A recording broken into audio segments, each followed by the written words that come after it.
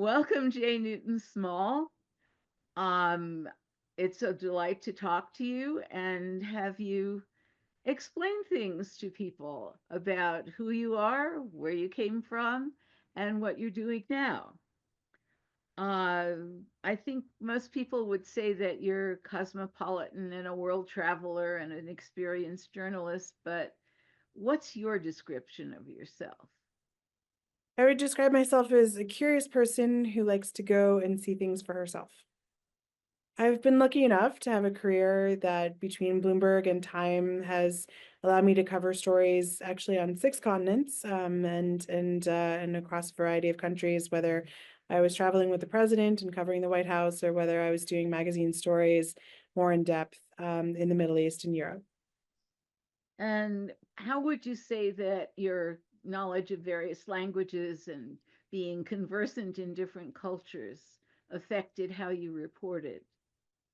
Certainly, being able to understand the context of, a lot of the cultural history and strife, for example, covering the Bataclan attacks in Paris in 2015, gave me the cover story that I wrote was about the cultural nationalism that drives a lot of the issues in France, where generations of immigrants don't feel like they're accepted as part of French society, don't feel like they are truly French, and that leads them to disenfranchisement and extremism that led to the attacks. And so some of those folks who were behind the attacks, their grandparents came over and lived in France, and they'd been multi-generationally part of the French society for decades, and yet they didn't feel like they were part of France.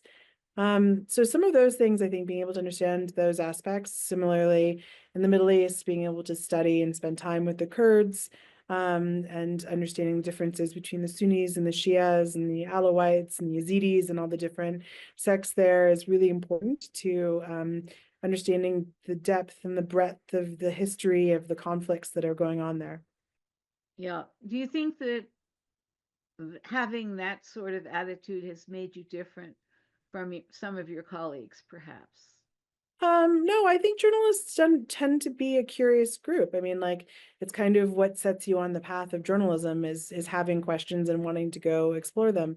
I think I've been very lucky to have had the opportunity to go explore and answer some of those questions abroad.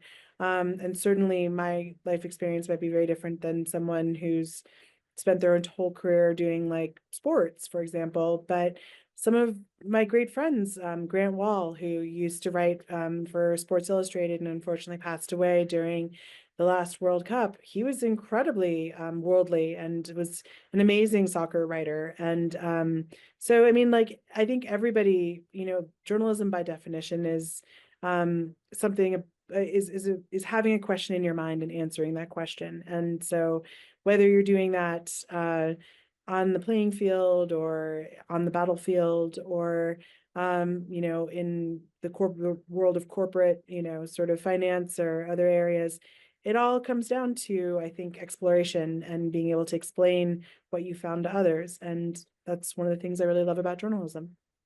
I know you've written a book about journalism and other things and how the treatment of women has changed. Would you like to talk a little bit about that? Certainly in my lifetime, I feel like we've reached this tipping point in certain areas where women, the way that women's voices are being heard has really changed. Um, for example, when I wrote my book, Broad Influence, How Women Are Changing the Way America Works back in 2015, it came out in early 2016. I'd interviewed women like Gina Davis in Hollywood, and other women who'd been sort of following Hollywood and advocating for more women producers, more women writers and directors. And they felt that they were very much at the cusp of, they were at 26% female producers, that if they got to that 30%, that things would really change and the casting couch culture would end. And certainly 2 years later, that happened. And you saw Harvey Weinstein, you saw the Me Too movement happen. So I think in some professions, you really have seen that tipping point where women have reached critical mass and they are heard very differently. I think certainly we felt that in the White House press corps. When I first started, it was probably only about 15% women. Now it's well over 50% women. So you really do have that tangible feeling of a lot more women in the newsroom. Um, I think that there are still places though where we're very far away from that. And my book also looks at some of those places like policing, where women should have much larger roles. They're much less prone to use of excessive force. They tend to draw their weapons very much less than men do. They almost never think with their fists first. And yet, even in Albuquerque, I think only 12% of the police force are women. There's not a lot of support for women in terms of policing organizations, nationally. And there's not a lot of recruitment where cities have targeted the recruitment of women. So unfortunately, like that's an area where women could make a huge difference, but they're really far away from it. You think things would change in the military if that happened as well? Military is very different than the police force. So it's a totally different dichotomy. But I do think that the military already has its own version of critical mass. So for example, on the integration of Navy ships, they mandate a minimum of 20% women and a goal of 25% women for all Navy ships. And they integrate officers first, so that the rank and file men, get used to taking orders from women. And it's been a very successful model. Before that, they tried to integrate women, just a handful of women at a time. It was always disastrous. But when they get to that critical mass tipping point, it really does make a difference. What advice would you have for someone who was female and wanted to go into journalism as a profession? Is it a multimedia world now? Is there such a thing still as a journalist who only does print? I think it's been a multimedia world for many years. And when I went to journalism school 20 years ago, that was already the sort of standard. You very rarely saw, even in my career at Time Magazine, writers who only wrote anymore and did nothing else. I think it's, certainly everybody's on social media. Most people are on some version of social media that involves audio or video as well. And I think that that is certainly the way of the future. It's hard to tell. We're in the midst of this sort of once in a 500-year leap forward, the sort of Renaissance, Gutenberg press, and now the internet and AI, and things are changing so quickly. We don't really know where we're going to end up. But I think if you want to hedge your bets, and to be successful, you probably should hedge your bets. It's best to be trained in everything.